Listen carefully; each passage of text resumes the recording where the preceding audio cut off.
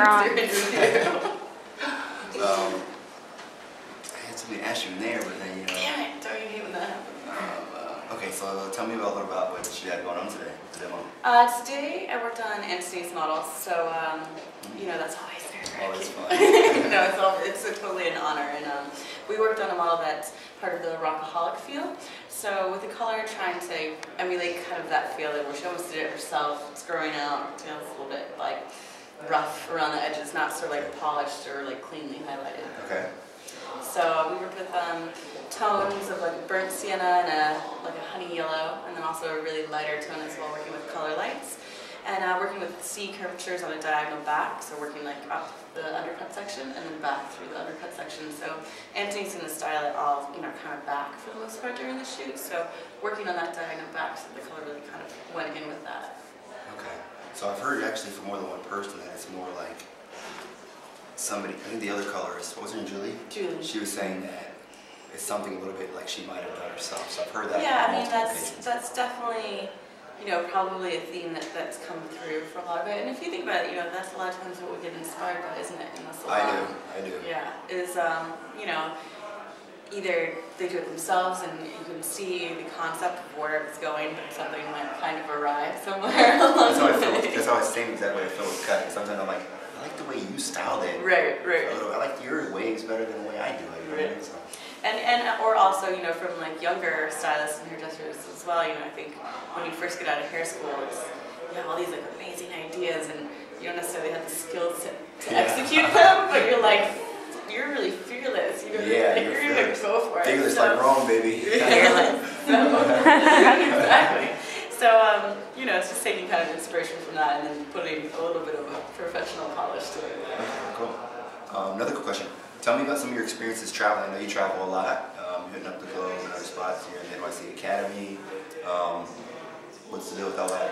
Well, it's been a busy year. You know, there's a ton of stuff going on. We just finished wrapping the Tony Guy US collection, which obviously AK and Misty were at, and they did an amazing job. Traveling coming up, I'll be in Chicago at the Midwest show next weekend? I think so. And so that'll be good. We're doing main stage and kind of doing like the old Vegas show that we did a couple years ago with bathtub and everything.